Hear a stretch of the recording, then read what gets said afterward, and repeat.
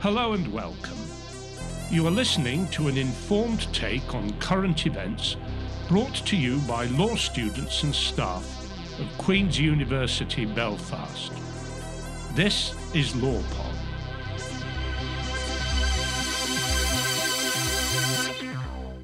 Hi everyone, welcome to LawPod. I'm Ruby and I'm here with my co-host Tamara.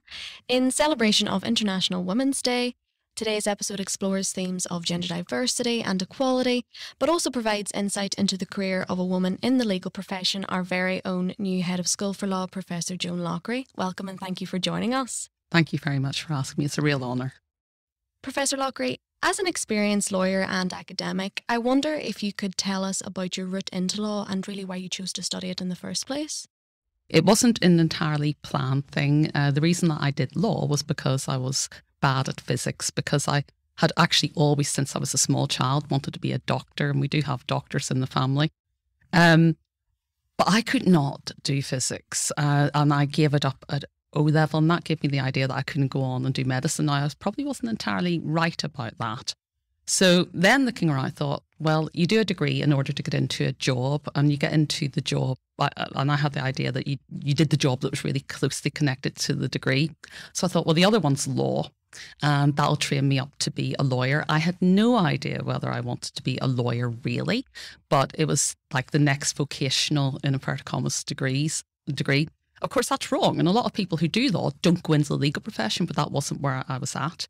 I think the other thing was I was really competitive, in fact, and I knew that law and medicine were really competitive things to get into. And I thought, well, I can't do medicine, I'll do law. And then the other reason was I wanted to do A-levels that I really enjoyed and that I knew that I would get good marks in, because that's really important when you're going into university, that you focus on the grades you're going to get. And they happened to be that in history and English, and everyone went, oh, they're the right ones for law, which of course, again, is another myth, but it was where we were at the time. So that's how it happened. And so where did you decide to study law, and what area were you drawn to in the first instance? I actually was at school at Methody, just across the road.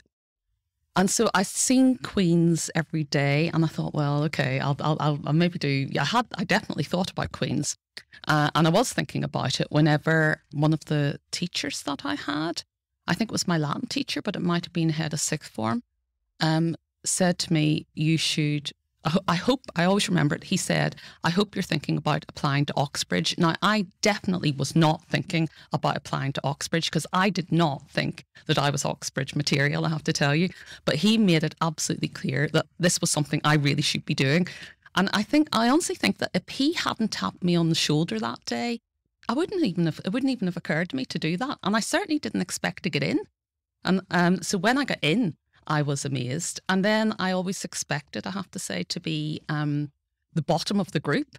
And that didn't happen. So the whole thing, it all came as a surprise to me, but that's where I ended up, because somebody shoved me that direction. And that has a lot of the time been something that has changed the direction of my career. And a number of times when somebody has just said, you should do this, you should think about this.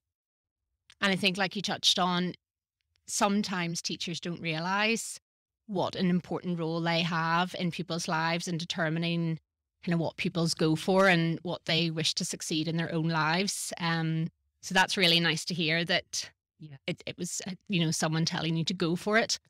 And then following Oxbridge, what area of law did you go into at first? So I did not really know what I wanted to do. I quite liked the idea of doing legal aid work, but I also wanted to try out commercial law work. As it happens, and actually I wasn't sure I wanted to be a lawyer at all. I think even at university, I knew that I wanted to be a teacher. I knew that I wanted to teach at university, but again, I had this imposter syndrome.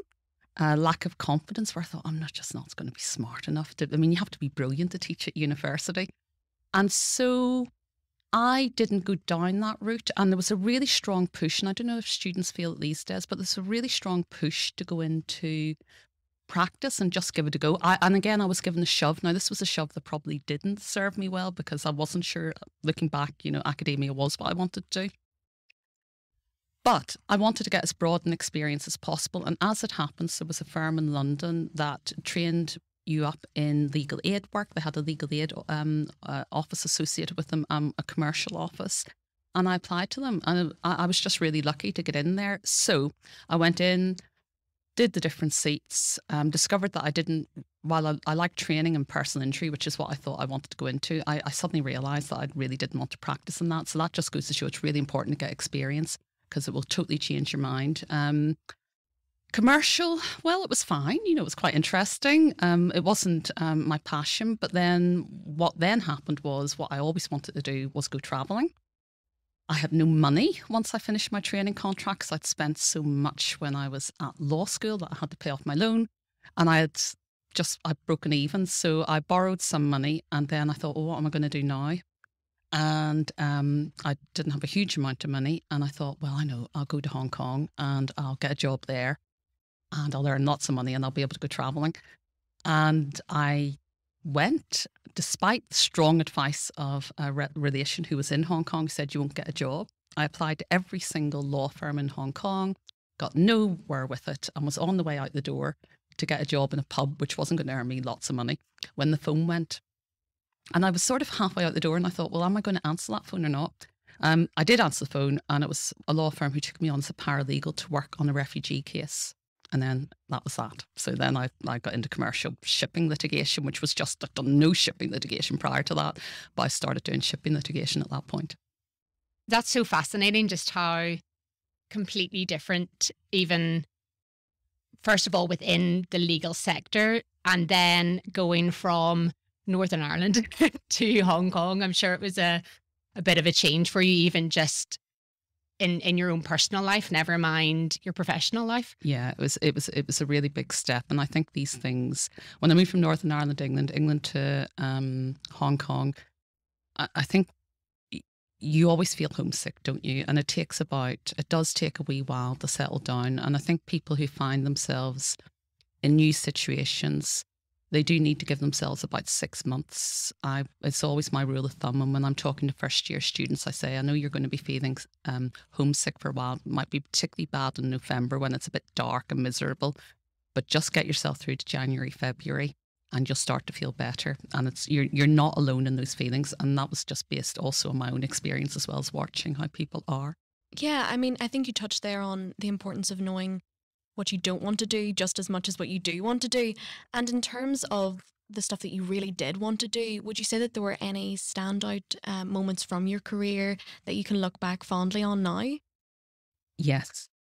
One was very recent, actually. One was 2 weeks ago. I think it was 2 weeks ago when I went back to Leeds. I was supporting, since 2015, a women's group that was started up in the school called Women Breaking Barriers. It was a student-led group. The students came to us, women students. They said, look, we have the majority of students in the law school are women, and I'm sure it's the same here. It's the same across all degrees and law degrees now. But they lack confidence. And also, you know, we want to build up their confidence, but we also want to show them the range of careers that women can go into, not just the law profession, but all kinds of things, and talking about the challenges that they faced in getting to the top of their careers.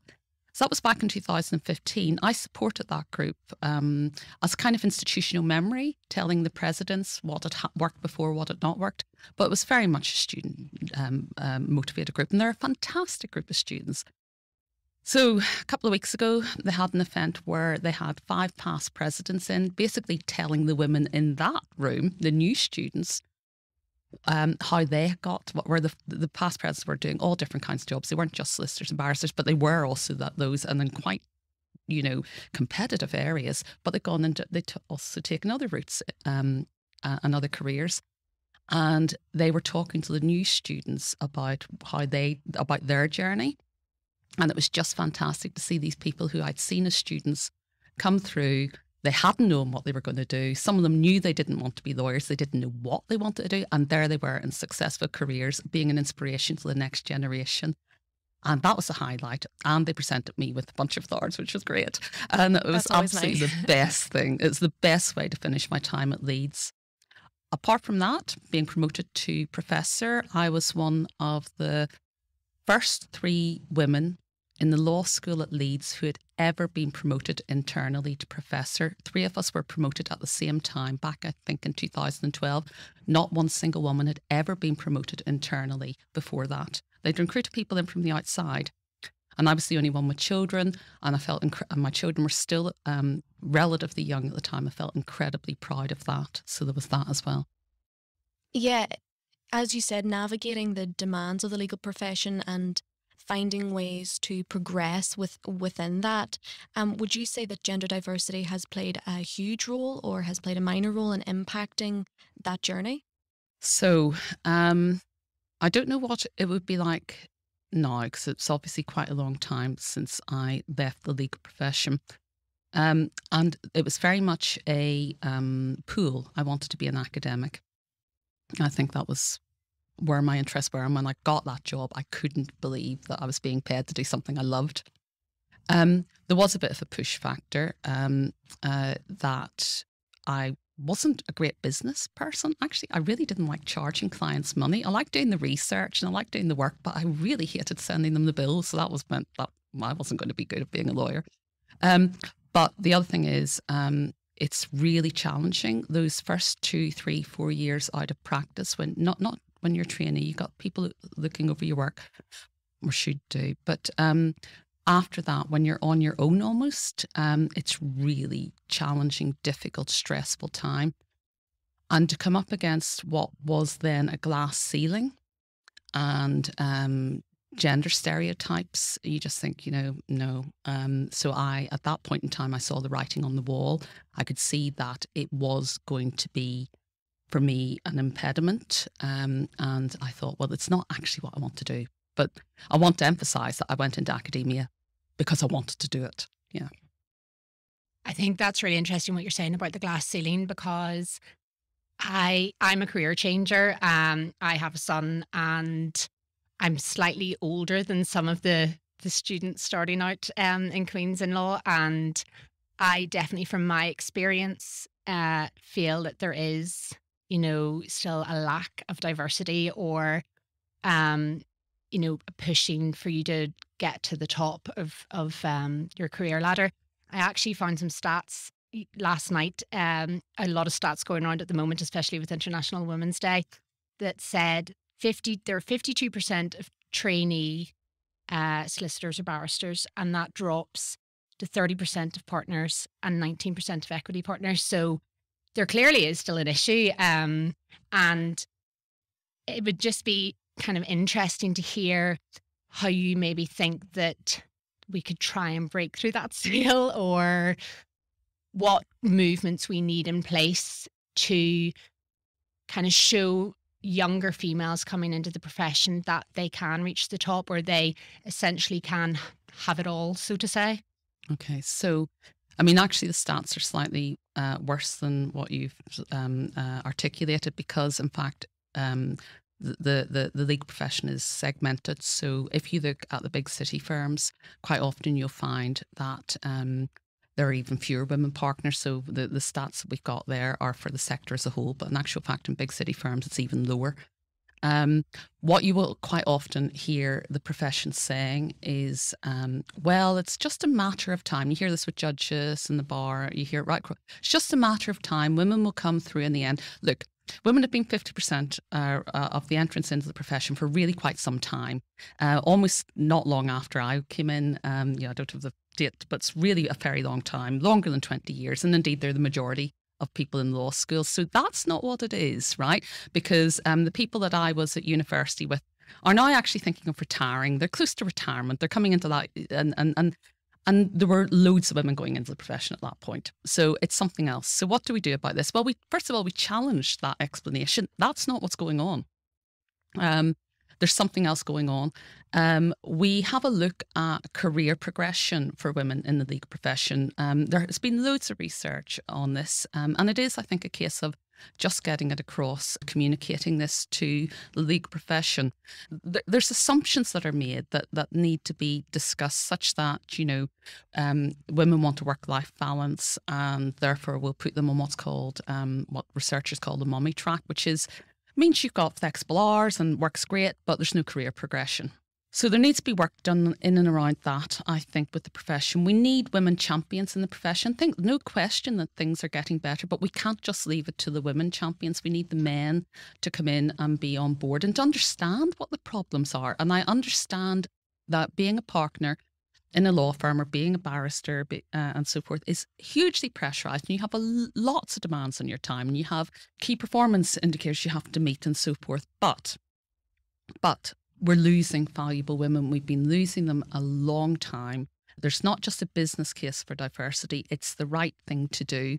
And so, we need to have this. The problem is not that women don't want to progress. It's that there are obstacles in the way to progression. I totally agree. Even just from my own research, at the moment within certain modules that I'm studying, you can see that the drop-off is more to do with structure of business in the workplace, more so than the interest of females that want to progress in their own career. So the big problem rises whenever people have children. That's when, up until that point, although the playing field is not even, then it becomes incredibly uneven. Because, first of all, there are structural reasons. It is still the case that men are paid more than women. So you have a couple and they have a baby, and I want to emphasise they have a baby, because quite often it's said, oh, well, women can't complain about this because they choose to have babies. And it's the couple who choose to have babies. Biologically, the woman has to have the baby, but it's the couple who have the baby. I was actually thinking while you were speaking there, I know some solicitors firms, one in particular in the UK, has taken the step to promote a fertility officer, kind of to dispel those myths of motherhood being like career suicide. And I guess that really speaks to what you were saying in the inherent visibility that women need. If you can see it, you can be it. Yes. That kind of thing. Yeah, exactly right. I think role models are incredibly important, champions and role models, and people need to be able to see that they can do it. They do need to know, I think, both women and men, that it does involve sacrifices of some kind. It might be that one or other of the couple choose to step back from career. It doesn't have to be the woman. Or it might be that you're just incredibly busy for a period of your life. And I think the thing to bear in mind there is that it is quite a short period of your life, and you do come out the other end and suddenly your kids are 13 and don't want to see you for a while, or up in their rooms and so forth. But those choices are very personal, and there should be nobody who dictates one route rather than the other. But what I would say, it shouldn't be steered by gender stereotypes. It should be a real choice with the couple about what is best for them. But employers, that makes it sound like pushing onto the couple. It's not. Employers have to make their employment practices more caring friendly. And I say caring because it's not just about families, it's about elderly relatives. And, so our employees are embedded in relationships in society, and we can't pretend that they're not. And when we do, that's when we lose them. Yeah, I think on that point of visibility, that's where the role of, head of school for law is really helpful in promoting these kinds of messages, even like we're doing today. And I think that's really invaluable. And I suppose in terms of the broader picture of your hopes going forward for the faculty, is there anything that you're entering the post with a clear mindset that you want to achieve? Well, I am really excited about being in the school. It's I've said it before and I'll keep saying it's a really unique school with unique strengths. It's a Russell Group Law School, but it occupies a very unique position on the island of Ireland. It's got very strong local connections, which we are hugely proud of. It's got connections in Ireland. It's got connections with GP, and then it's got those global connections. And I don't really think there's any other school that's almost similarly placed. The other thing that really strikes me about the school is just how engaged it is with societal issues. Staff and students go out there, and they really do want to make a difference. They are engaged with the big questions. Both, and when I say big questions, I mean locally, nationally, globally. So that's the first thing. So it's a really distinctive law school. But what I want to see going forwards, and what I'm focusing on, is supporting this community of students, staff, alumni, links with the profession, and really nurturing and building our community. It's really struck me when I speak to colleagues in school how collegial they are, and I want to see us thriving as a community. I also want Queen's research to continue to be as excellent as it currently is and as globally recognised. I want the students to have the most fantastic experience they can when they're here. These 3 or 4 years that you're here, some people are here for a shorter period of time, but 1, 2, 3, 4 years, there's such a unique time in your lives. There'll be nothing like this again, with the range of opportunities that are available to you, both in terms of education and in terms of extracurricular activities.